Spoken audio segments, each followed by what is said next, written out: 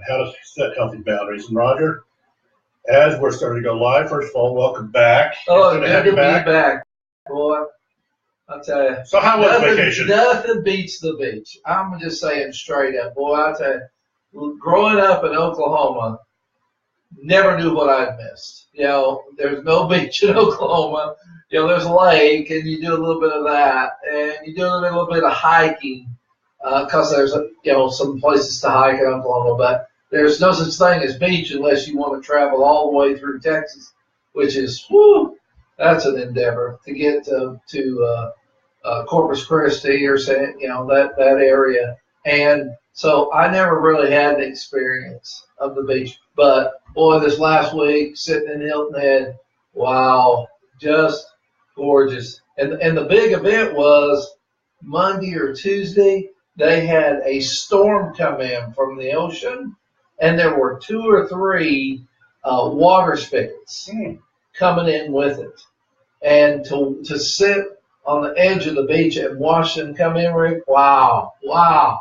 That was just tremendous. And having the grandchildren there to watch it, it was a wonderful experience. So, and again, with us both being from Oklahoma, the difference is the water spouts on the beach are fun to watch when they're out in the water. Oh, yeah. In Oklahoma, all that is a tornado on water. That's right. That's right. Let me tell you, that's called a tornado. Let me tell you. But there's no fun about it. You said tornado on land. And you're right. And boy, you have a whole different attitude about it.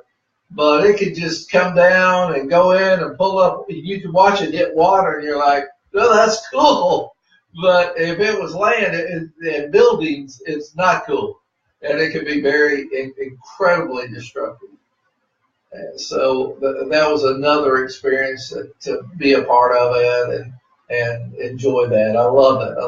And I love that. That's one of the reasons I've fallen in love with South Carolina. Mm-hmm.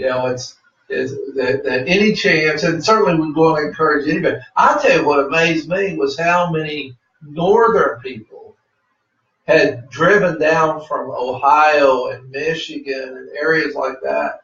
Wow, to be at the beach was amazing to me. I just couldn't believe there were so many northern residents that had come all that way to be at the beach.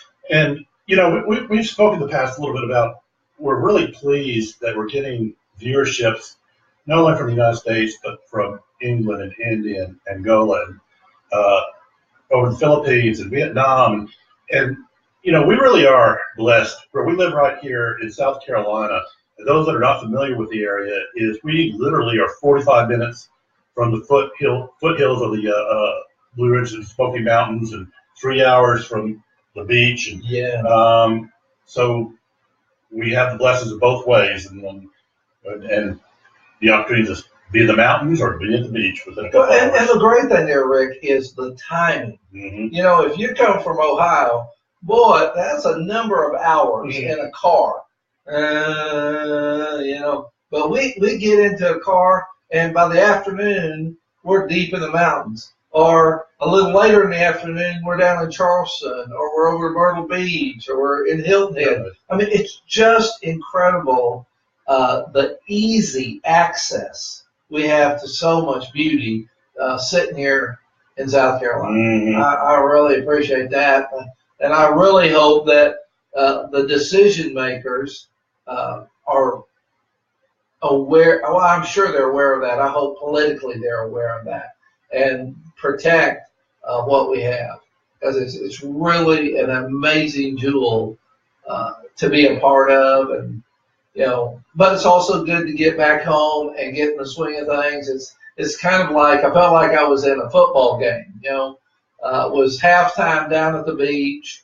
Had done the first part of the year, and then I got a beach trip for halftime rest, and now it's time to get back in the game. We still have the third and fourth, and that's where we're really going to make a difference in the game. Right, and now that you're home and getting back in the game, I understand you're going over to record at Channel 16 today on the News Show, and that'll be airing soon. And we've been letting our audience know that today we're going to be talking about a topic which is somewhat of a difficult topic, but it's a necessary topic, and that's toxic people. How do you deal with toxic people? how do you recognize the toxic people in your life? Then when you have that recognition, how do you set healthy boundaries? And the key is the word healthy, because some people think they're setting boundaries, but they don't understand that boundaries are to protect them, when in fact they actually infringe upon themselves if they don't know how to set a healthy boundary. And it's not, boundaries, just like fences. Fences are not to keep you from being able to go out, Right. but it's to keep people from coming in. Well, and I think that's a good analogy, Rick, because I think part of what we want to encourage people to do, number one, is build good fences, because good fences make for good neighbors. But within building a fence, it's important that you put gates in, and that they operate well and they're in good locations. And that's the same way with boundaries. When you have fencing in, that allows it to come and go and access. But one of the things that's very important to know about boundaries is that it is going to tighten you up. Not only does it tighten them up, one of the reasons there's so much toxicity, I didn't say that correctly, toxic natures, is that people don't know how to put in boundaries. And they put in boundaries that are ineffective. And they leave gaps in the fence instead of taking the time to build a gate. And that then causes as many problems as not doing it at all. It's like people go, I did this. Well, if you just kind of do it, it's as bad as not doing it at all. And when we're talking about toxic people, we're talking about people, and I put out there on the website, the definition of toxicity in regards to relationships, but toxicity in regards to anything toxic just means poison. And we know that poison destroys, poison kills, poison is bad for you. That's why we have a skull and crossbone. And sometimes we have to maybe visualize that on the faces of people in our lives, that there's a skull and crossbones. And when we talk about setting boundaries and toxicity, we're talking about in relationships we have at work, we're talking about relationships we have in our family, we're talking about relationships we have with friends. And again, but we have to recognize what is poison, because we don't go around and people don't have that skull and crossbones on their face. And so we don't know really, unless we know how to recognize toxicity in our relationships, then we just keep taking the poison till eventually it's destroyed. And so what are some ways that we can identify toxic people in our lives? And I'll also clarify that identifying and removing toxic people doesn't always mean it has to be forever. There are seasons in our lives when it may take a removal for a short period of time for someone to understand. And again, we don't have time to get into the diagnosis of certain mental health issues that create this type of toxicity. And it's not, we just want to get to the basics of it. How do you recognize toxic people in your life? Well, I think the one thing that people need to recognize is there are basically two types of people out there. Whether they be in your family, they be at work, they be social, but it really bears down to just two people, two kinds of people, two groups of people. And that is, on one end, you have the critics, and on the other hand, you have the cheerleaders. And there is the beginning of identifying toxic natures. Am I with somebody who is like, I'm a football team, and they're cheerleaders. They're encouraging me to win. They're helping me. They're going, go, go, go, go, go when I'm down in the dumps. Now, that is not a toxic person. But there's the other group, and they're always, they appear as if they're trying to help. They give you the impression that they want the best for you, but how they do that is they criticize you. Well, if you just lose a little bit of weight. Well, if you just color your hair. Well, if you just work here. Well, if you just had this kind of education. You never quite reach it and get there with toxic people. So you're saying that one of the things that toxic people are skilled at is manipulation. they can manipulate you to a point where they have that skill set. They twist it enough where you almost believe or accept what they're saying without recognizing it's always a toxic person's always going to be seeking out their own goals. Oh, there it is. And their own needs, and not recognize how to serve the needs and goals of somebody else. But again, they put it on your shoulders and kind of make you feel like you're the one who's wrong. Well, they want to test you. Yeah. Are you open to criticism?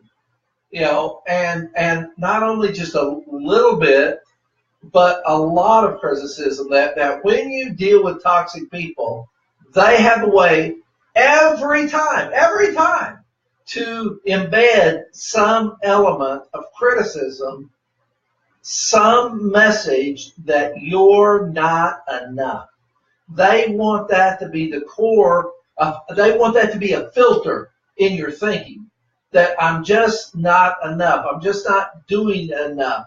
That who I am as a person is not enough. It is I am wanting for more. Now, if they can embed that, they will poison you with that forever. And their judgment is always going to be directed towards the other person in the relationship. And conversely, a toxic person cannot receive healthy criticism or healthy judgment on their part, because it's never about them when it's wrong. It's only about them when it's... That's powerful, Rick. It's never about them when it's wrong. Man, I tell you, I want to just say that's preaching right there. That's preaching. That's so good. I wish people got that. That some people, what comes to my mind is the game of dodgeball. Mm-hmm. And the object of the game is not letting the ball hit you. People trying to throw the ball at you, but it not hitting you. And that is toxic people. They are the best at avoiding the ball. They are the best at avoiding criticism. They are the best at redirecting things to the person who's genuinely trying to be honest and caring and helpful. And by the time it's over, they're just left in emotional shreds. So it is a real evil gift to have, but many people do, and it's how they operate their lives. Yeah. And Kim is joining us again today. We always enjoy having Kim on because you got great comments, Kim. And you're right. Do you think some folks are magnets to toxic folks? I think that's where the boundaries come in. You have people who do not know how to set healthy boundaries. I would even say that toxic people are the ones that do target. They know the weak. It's kind of like that weak gazelle out there. The strong gazelles that are fast and strong are the ones that are going to escape it. It's going to be that weak one that they will pounce upon. And again, we grow up in a society thinking, I need to be kind. I need to take this type of abuse from somebody. Right. And so I'd say to Kim, and yes, there are people that are magnets. Yeah, Kim, one of the things you need to think about is that toxic people have a radar. They're always have their toxicity radar going, checking out. When they always have it turned on. So whenever they meet somebody, they're always scanning them. And when they find somebody, they don't settle for just that one person. They're looking for a group of people because birds of a feather flock together. So people that are able to be used and abused hang out with people that are willing to be used and abused. And that is the normal of the crowd. And there's no problem with that because they can kind of be a support system. But boy, you put a toxic person in the middle of that, wow, it's all over with crying. So you really, it's very seldom that you're going to change a toxic person. What you really have to do is like what Rick's saying. You have to encourage the person who's being used to set up boundaries. That's really where the power comes from. Can a person with solid boundaries deal with a toxic person? And I want you to hear, yes, but a toxic person will not stay in that situation very long. They will remove themselves from the situation because they're not able to manipulate, like Rick said. And and as far as, can they change? As toxic people change, and also, as we said, he came up talking about some of the diagnosable mental health issues, narcissism, and so forth. And yes, I definitely think that people who are toxic can be narcissists, they can be sociopaths, they can also just be jerks. Who don't know who have not been socially and emotionally mature to understand. And the boundaries that we're talking about is, again, what Roger's saying is they're not going to stay in an environment where they don't have the control, the opportunity to manipulate. And so they'll go on to the next person because, again, toxic people do not care about you or your feelings. Right, they care about themselves. Yeah, they will make you think they care about you or your feelings for manipulation. But I guarantee you that once you learn to set a healthy boundary, and you may not even have to worry about putting them out of your life because they'll take themselves out of your life. Yeah, they will. They will, because they're just not gaining anything. Toxic people use the energy of others. Mm-hmm. They do not like using their own energy. They do not. And, we can all talk about, this diagnosis, that diagnosis. But so much of the background of toxic people that I've seen is family systems. It's the family they grew up in. It is how they learned to operate. When they were very young, they were taught this way. It worked, and they've never come off of it. Because you can talk to people, and you begin to investigate. Where did this start? And when you begin to really talk to them, you're thinking 8, 9 years old that they were doing this. When they were in first grade, they were doing this. So, it's not like, and then you look and say, well, I don't detect any discernible mental illness. Like you said, they're just jerks. They're just users. And again, that's an excellent point. I like that because, we were talking about, when we started off, toxic people are in the work environment, your friends, in families. But once again, when a paradigm is developed, and they may be toxic within their own family systems, but that same person can go out into the work environment and actually be, again, both emotionally and socially mature enough to know how to deal with people. But when they get back into the environment that they learn to operate in, that toxicity comes out because, once again, the family members have allowed it for 20, 30, 40, 50 years. And so they know how to get what they need in that family system. When they go out, they may, be a little bit of a different person, but it's still a personality trait. So we're going to see some of that. Yes. So we're going to see that toxicity if it is allowed. Well, and I've seldom seen people savvy enough to be toxic in their family and non-toxic somewhere else. I'm sure that happens. I just have, as a therapist, have never seen that. I think, once a person has found out that they know how to operate the system of toxicity, they don't come off of it. Yes, okay. They use it. It's just like a broad brush. If they use it with their family, they use it with their friends, they use it with their work, and it's, again, it would be nice to say, let's go out and look for those toxic people. And I'm telling people today on the show, quit it. Quit looking for toxic people. Take care of yourself. Work on yourself. Set a boundary, a healthy boundary that is taking care of you and keeping those people at bay. That is a workable and worth your energy and time to do. Because the truth is, there are toxic people everywhere. Yeah. When you go to church, toxic people. When you go to your family, toxic people. When you go to your social situations, your work situations, there are always toxic people. And they always have their radar on, and they're looking for people to use.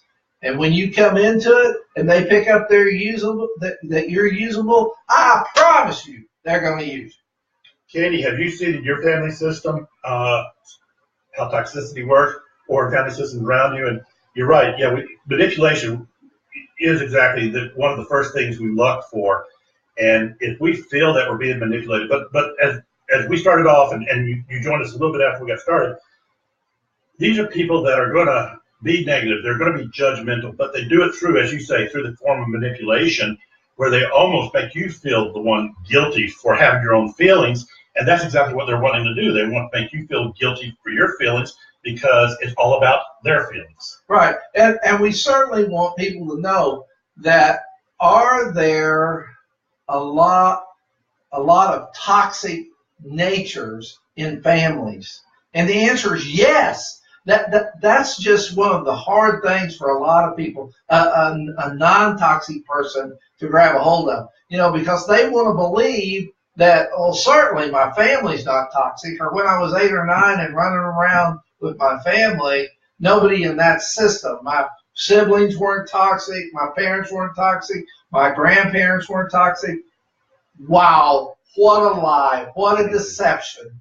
No, you have to put boundaries up for everybody in every situation. And just because you kind of thought you were part of a team in the family you grew up in, it is amazing to me. You put 10, 20 years on people and in your family, and they're different people. They have different agendas. But the one agenda that doesn't change is if they were users when they were 8 years old, when they're 40 years old, they're still users. And that I know psychologically and emotionally that is very, very difficult for us to imagine that we grew up with toxic people. But I cannot tell you as a therapist how many people I've talked to whose siblings did not have their other siblings' best interest. They would smile at them, they would serve food and do all kinds of stuff, and they always wanted them to be a cheerleader. But in truth, we never found, when we went back and explored it, never found the moment of real true cheerleading. There was always a critic. There was always a sense of manipulation and using, like Rick's talking about. Woo! It's terrible. And so the first place always in getting better that you want to look, and the issue of toxicity is your family. And could it be your mom and dad? Yes. Could it be your grandparents? Yes. Could it be your sibling? Yes. You've got to be open for that. And is it painful? Incredibly painful. But will it make you a better person? Yes. And here's the amazing thing. In places where you didn't feel like you were doing good and you were achieving, when you start setting a good boundary with your family members, you'll be amazed at how much success you have and how far you go with people. When you begin to select the people in your life, wow, the progress you make. But I heard the old expression that I thought is very fitting in this subject, and especially as I think of the toxic nature in family members, and that is the thought of crabs in a bucket. Why don't you if you put crabs in a bucket, you don't ever have to put a top on that bucket. But if you put one crab in that bucket, you better cover it because the crab's going to get out. But if you put a bunch in, they never get out because about the time one gets out, one of the other crabs in the bucket pulls them down. And I think, man, there is a family, there is a social situation of toxic people right there. Yeah. And again, some of the red flags, just to regroup here a little bit as we're getting people to join us, it is a person that is negative, critical, judgmental. A critic. One that cannot apologize. Oh. If you are dealing with people that do not know and cannot apologize, then you're dealing with a toxic person. Run! One who is concerned about self only, but puts the guilt back on you or puts it back on you as to everything that's wrong in their life. It's always somebody else's fault. They cannot accept responsibility for the decisions and actions they take that gets them to those points. They don't have feelings, empathy for other people. These are the things that we look out for, and these are the things that will help us better understand when there's someone toxic in our lives. And then now that we recognize it, so what do we do about it? And that's where the boundaries come in. And, we hear this word all the time. People have been exposed to Cloud & Townsend's work on boundaries, which is the premier work out there. Good stuff. Yeah, good book. And we have to remember, though, as we started off, boundaries are not to restrict us; it's to protect us. Yes, it is. Yes, it is. And I want to give you a phrase to operate from, and the phrase is quid pro quo. And what that means is tit for tat. If you give 5%, the person you're with should return with 5%. If you give 10%, they should go 10%. There should be an equality in the give and take of time, money, and energy. But when you have one person doing most of the time, most of the energy, most of the money, that's a victim. That's a person who's being used and abused. Now, they can have 100 reasons, and probably one of the biggest groups are Christians, because I'm going to be a giving, caring person. Well, let me tell you, I want people in this show for the audience to understand, people can outtake you. No matter how giving you are, no matter how wonderful you are, they can outtake you. They can take more than you can. They can take all you have and leave you busted. They can take all your time, all your money, all your energy. They can ruin your marriage. They can ruin your job. They can ruin everything in your life and walk away and not feel a thing. And for those of you that we have to also help you better understand what is your responsibility, and I got news for you. You cannot fix anyone out there. Amen. Amen. You are going to exhaust yourself, destroy yourself, just get in a deep depression when you find out that people you think you're going to be fixing are not fixable. People are fixable, but you're not going to be the ones who's going to do it.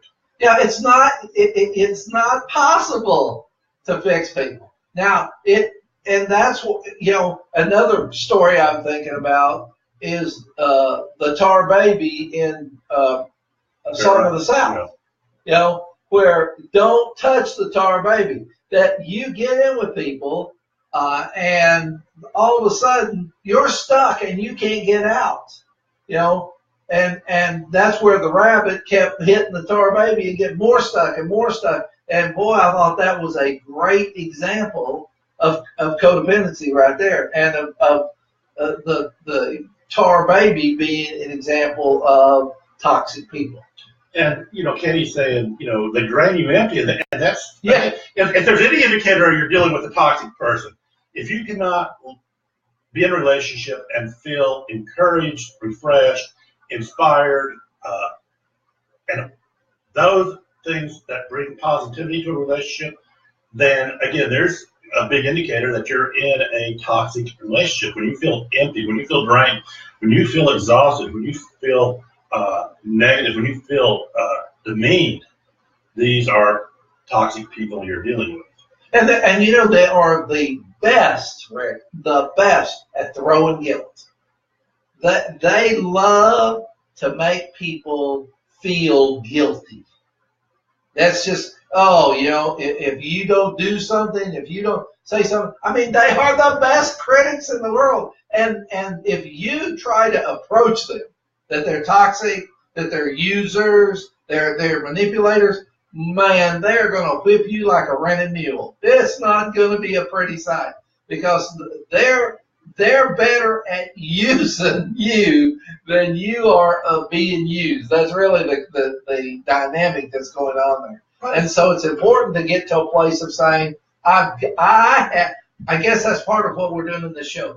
We're encouraging everyone who hears this to take care of themselves, to fix themselves, to work on themselves. That's a full-time, for the rest of your life job.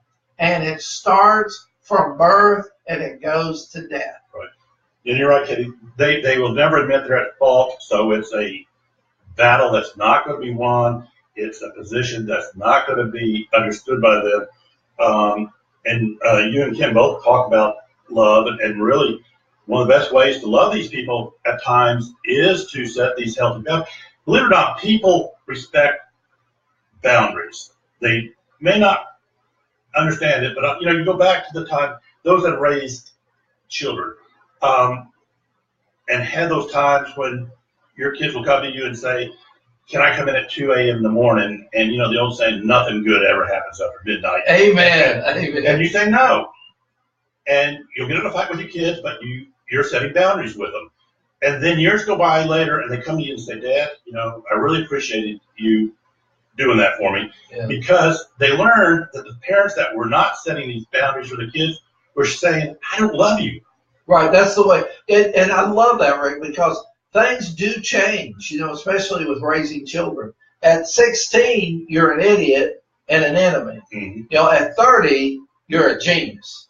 It's amazing. There comes that time in which you begin to be getting smarter and smarter.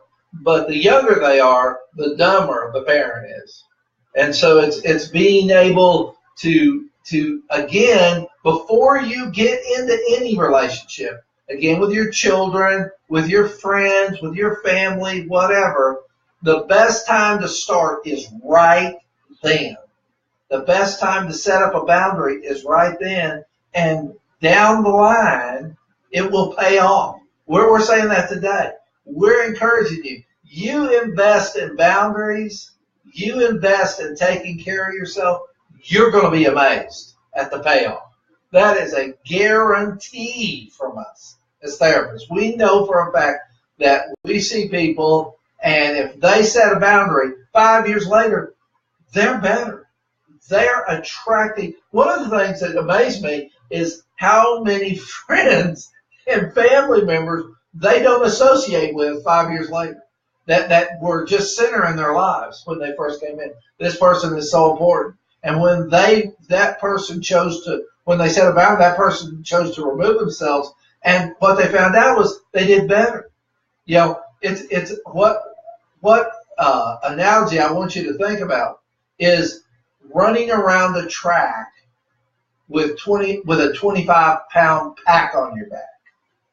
Every time you make that track, it's harder. It's harder. That's what toxic people do. And not only are you running around with that 25 pack, every time you make a turn around the track, 5 pounds are being added. So you go from 20 to 25 to 30 to 35. And so you see people in their older age, 50, 60 years old, that are incredibly bitter people.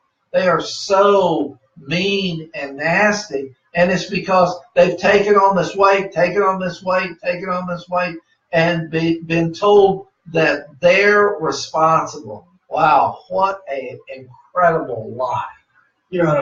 Another analogy I like, if you think about it, so how do you set healthy boundaries? What does a healthy boundary look like?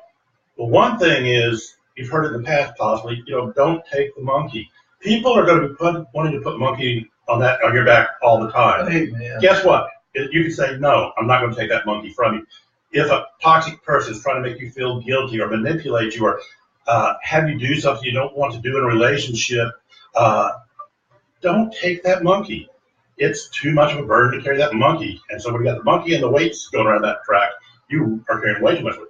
So just learn to say no. That's probably the first rule of setting boundaries. No is not a bad word. No, yes. No is a boundary word. That's exactly right. And it's the one, that's another good kind of judgment issue. If you can be in a relationship with someone that's okay with you saying no, that's healthy. When you're around people that really get jacked up because you tell them no I can't, no I won't, no it doesn't work, whatever, and you notice that they're getting incredibly irritated and blaming you, you've got a toxic person on your hands, because no is one of those fence elements that keeps you healthy and safe and allows you to discern whether that person is a toxic person or not. Yeah, one of the postings I did earlier to remind people of today's live session is from Cotton Townsend, where they say the first thing you need to learn is that the person who is angry at you for setting boundaries is the one with the problem. Amen. Amen. And I just want everybody to see the show is it can be anybody, and usually it's the people you grew up with. You really need to look through all your relationships and make sure there are the kind of people around you and associated with your life that can hear the word no and can cheerlead you into taking care of yourself. Now, if they're willing to, you spend time and money, they spend time and money, you help them, they help you. Wow. It's like another analogy I think of is a tennis match. A good tennis match is where it's called volleying. You volley back and forth. You hit the ball back and forth. That's the way a healthy relationship works. It's give and take. It's go, give, and then give back. When you do that, it is amazing how it is freeing and wonderful. And I think Ricky can talk about it, and I think this is very important. You go on vacation for a week. And if you come back and you're worn out and you're thinking, man, those people wore me out, boy, that's a red flag right there. But if you come back and you say, wow, that energized me. I want more of that. It's like drinking something good and wanting more to drink. That's, I want more of that. Then you're with the right kind of people. That's the kind of people you got to work with. That's the kind of people you got to socialize with. That's the kind of people you ought to interact with. That builds you, don't break you down. Kenny, what brought you to the point where you had to make that decision that you were to cut out all toxic people? And yes, it probably is lonely for you right now if this were your social group, but now the time is to start getting and interacting with the healthy people in your life. And now you have the time and energy to start developing those relationships. And are you going to find somebody 100% healthy and functional? No, there's no such thing. There is no such thing as a 100% healthy, functional human being. But there are healthy, functional human beings out there. And some people are better at playing tennis than others. Mm-hmm. And what's hard, I really want to comment about that, is it doesn't take a lot of time and energy to clean up emotionally. And the answer is yeah. And do people clean up and wear out? Yeah. And so at that point, they want to give up. And like Rick said, it's a lonely time. When you clean up, you're going to lose a lot of people. But you've got to pick it back up. And your temptation is, and it's very easy to do, is all the people you've got out of your life, you bring back in because you're lonely. And the answer is bad decision. The thing you need to do is then it's like AA talks about. New playground, new playmates. And if you keep going back to the old playground and the old playmates, then your chances of freeing yourself from addiction, 0. You're not going to do it. But if at the time you get into recovery, part of what you do is all the people I used to run with, all the people that seem to enable me. No, I've got to set a boundary on them, and I've got to pick it back up and find new. And will it take effort? Yes. Will you be worn out? Yes. Will you want to give up? You better believe it.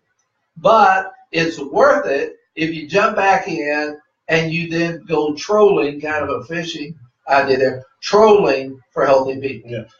Katie said it was because she was a single mom raising a daughter, and she just can't have negative or negative people be around her or her daughter who are going to drain her of the energy that should be devoted to herself and to her daughter. And so again, that's the first step in setting boundaries, is making that decision.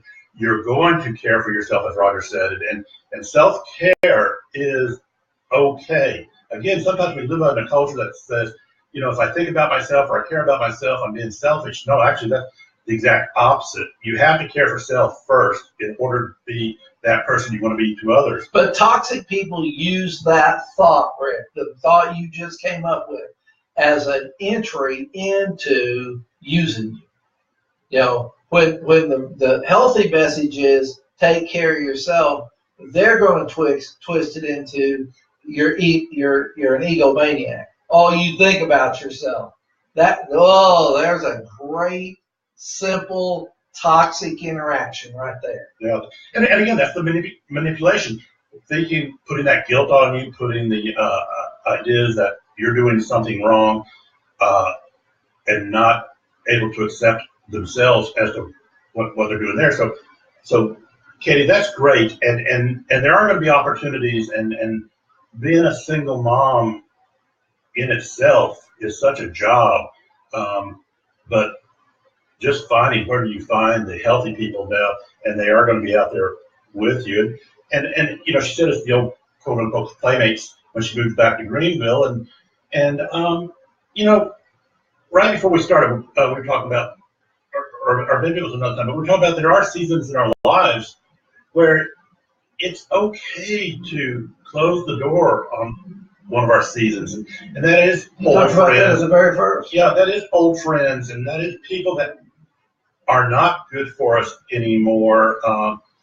And yet, we as human beings, we are like the concept of things being the same, and change is hard. But when we open ourselves up to the idea that change is actually good for us, and we have to grow and change, then we are going to become better human beings, because people stay in bad situations when they fear the change versus being comfortable with the negativity of the situation they're in. So accept change that's necessary, accept that seasons are going to change, that we have to close one season in order to go into the next season. Yeah, one of the things that I'm in hearing what Rick had to say in that is it's important for it to be okay for people to leave you. So much of the time, people will not let negative people lead their lives.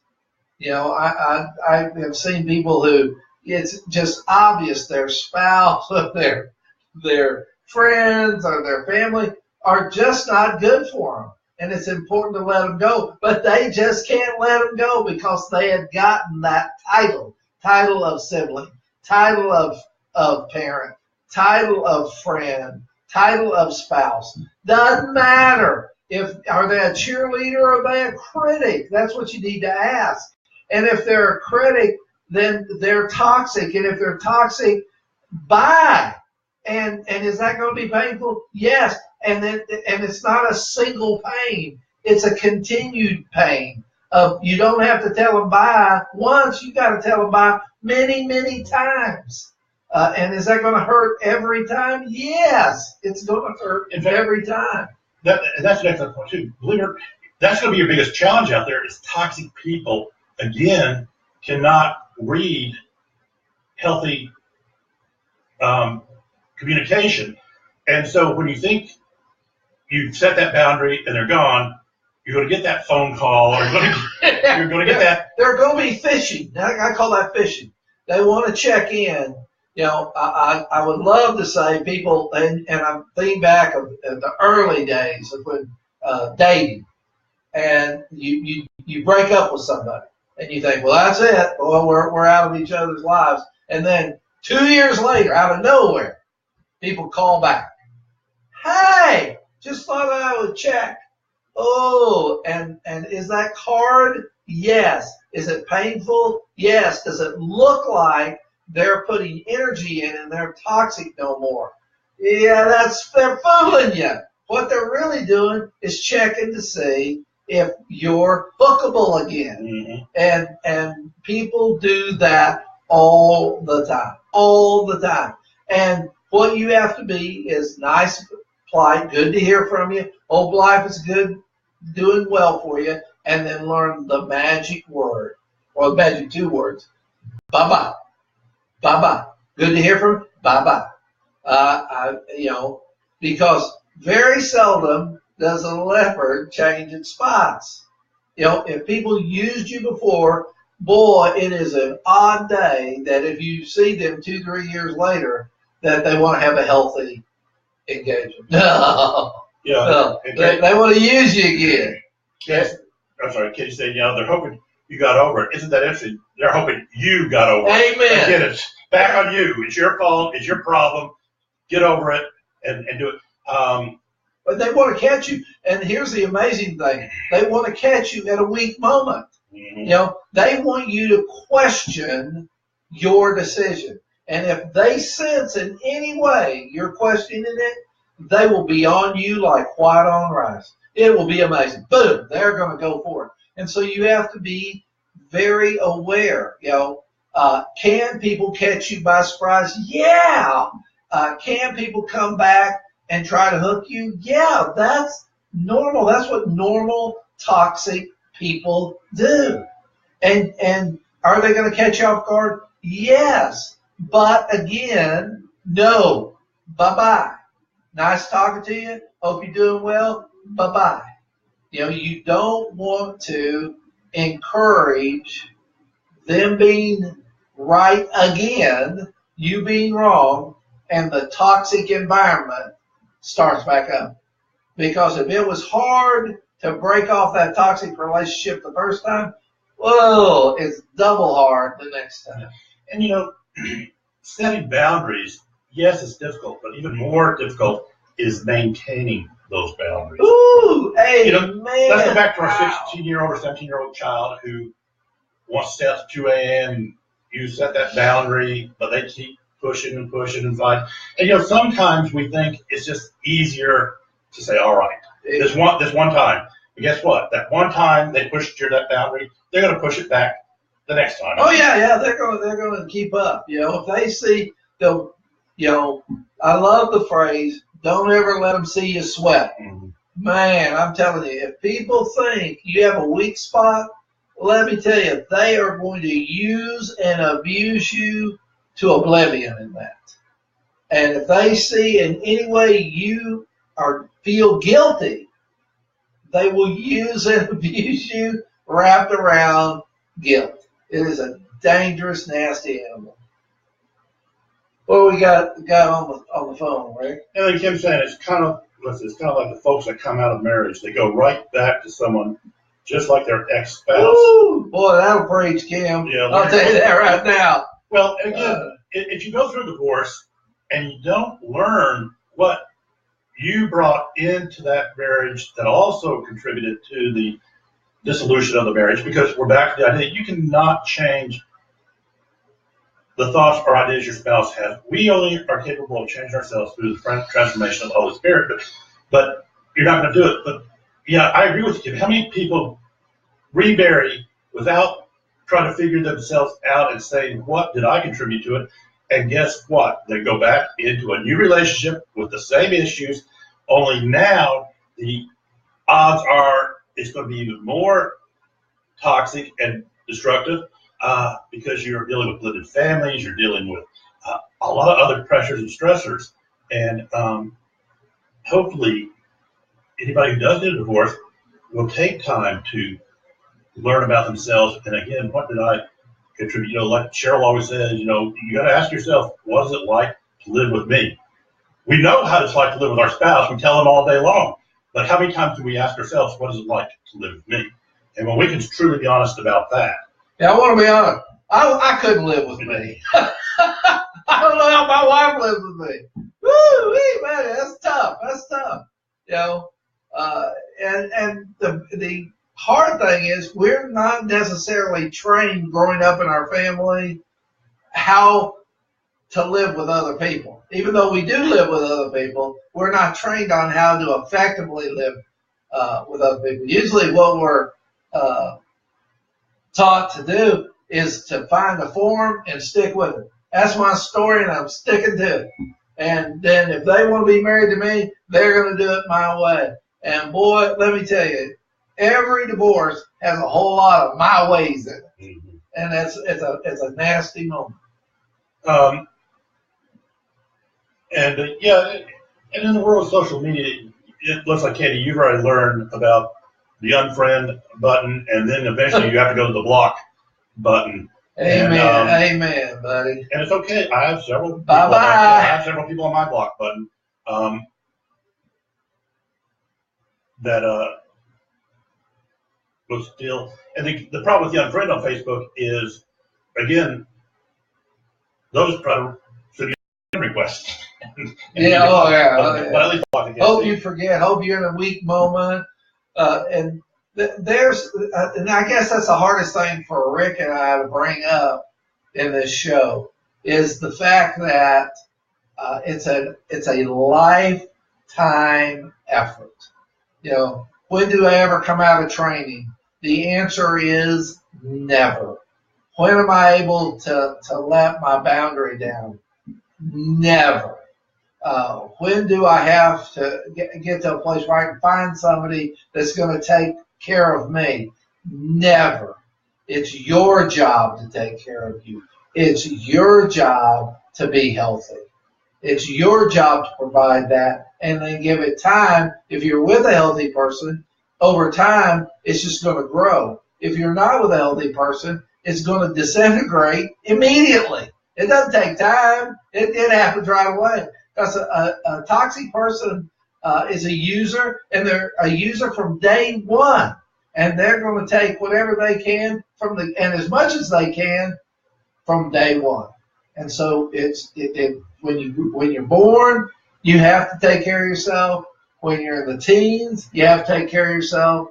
When you're in your young adulthood, you got to take care of yourself. And as you grow old, you have to take care of yourself. The only time you get to not take care of yourself is when you're in the grave. Yep. Then don't worry about taking care of yourself. And Katie says she right now is just focused on herself. Yeah, right now your priority are yourself and your daughter. Keep that your focus. What did you learn? What are the red flags that you can now see? Because you're going to get into another relationship, but you want to do it with a man who honors you. Cheerleader. Yeah, who honors you, respects you. Look for the cheerleaders. And your daughter, and so this is the time to be, again, going back and processing what were the red flags that I could now be on the lookout for, and what do I want in a spouse, and you have to go through a full season with somebody, right? I mean, by the dating, you have to see them in their best and in the worst. You have to see how they handle stressors, how they handle crisis, how they handle joy, how they handle celebration. One of the red flags I can help you with is putting the responsibility of choices on them. Watch the choices they make. Don't pressure them in choices. Don't try to challenge them with choices. Just watch their choices.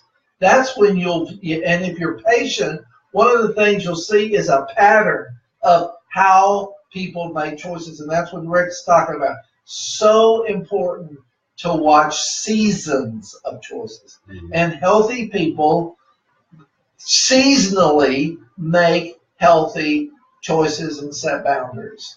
And unhealthy people, they can't do that. They can't hold their breath that long. And so stuff comes up, and you will see it, and you will know. And watch how people handle their time, their money, and their energy, and that will tell you so much about the person. And it is easy to fall in love. It is easy to be passionate about someone. It is hard to be married to someone, to live with someone, to grow, along with someone. And these choices and decisions, watch closely. Do people make the choices and decisions based on emotion, or do they based on intellect?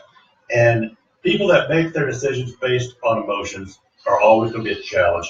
But if you see people that can make decisions and choices based on intellect and learn not to let the emotions drive their choices, because again, you can get up on a Monday morning and have a project due, but if you just don't feel like going to work, you decide I'm going to stay in bed, then guess what? That's not a healthy person you want to be with. That's going to be somebody that's going to be losing their jobs all the time and won't keep employment. But if that person says, I really don't feel like getting out of bed, I'm tired, but I have a project due, my boss is depending on me, and they're making a decision based on that intellect and reasoning, then that's a healthy person. Another thing you need to look at is like mowing the lawn. Just bring up, can you mow the lawn? And watch what the response is. If there's a million excuses for I can't do it, I don't, that's a red flag. But if you have someone need mow lawn, and that works with you, that encourages with you, again, that's a cheerleader in your life. That's the kind of person you want around. Well, good discussion today. Believe it or not, when we get going, we hit it's going downhill, man. We're a truck going downhill when we get the Southern Porch going. Again, you can always message us on Southern Porches if you have follow-up questions or comments, or would like some additional advice or ideas. If you see this post live, we, as you can imagine, most of our views are actually the recording we post out there, but we still want to hear your input and what your thoughts are. You still comment on what you get out of this and what you see in it, and anything you want to continue to discuss. Again, post live, we'll be happy to interact. And what we want you to know is, if you feel like your church or your jobs can benefit from a little bit of Southern Porch, let us know. Yeah. We'll see if we can arrange it to where we can do. Southern Porch has got wheels on it, and it can go to different places over different issues. Well, Katie, I'm glad it has been. She said this is exactly what I needed today, and I'm glad you found us, and it has been something for us. We are going to be consistent. We had tried a few different time changes, but we are going to be 10 o'clock Tuesday mornings. Going forward, we'll try to keep everybody posted and notified of that going forward. But be sure to join us. And again, if post the live show, if there's any comments or questions, feel free to message us, and either Roger or myself will get back with you. Katie says you two go back a long way. So, yeah. So. Time flies when you're having fun, right, kid? Yeah, buddy. It would be great to find somebody that would move your life along. But the truth is, it's your canoe and you got to row it. And so we're in the rowing business, and we're encouraging people to row with us. Yeah, and Ken, I think families with the issues, all families have issues, and all families have issues that they struggle with. We just need to learn to address those issues. Set boundaries. That's Tim, that's what we need to do. We need to teach others to set boundaries, beginning with their families. That's what we need to do.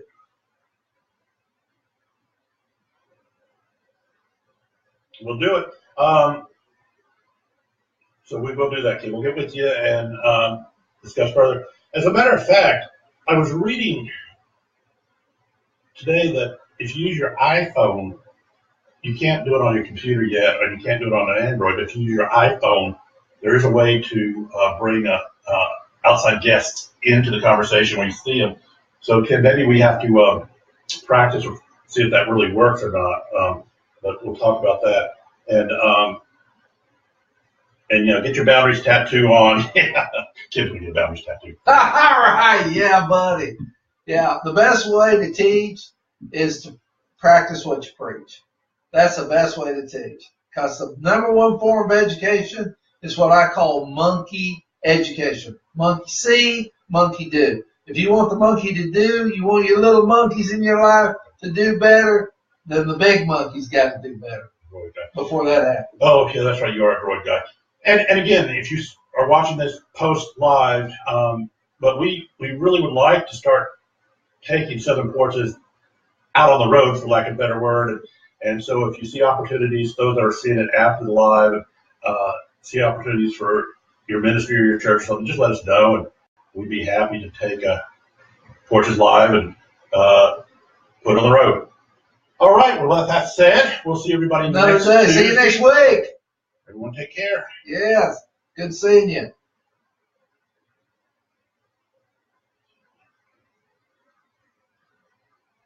And those that are still watching, I'm trying to see if I can get my remote mouse. I just can't see anymore. So there it is. Oh, that's, yeah. I think that's it. I joined that club.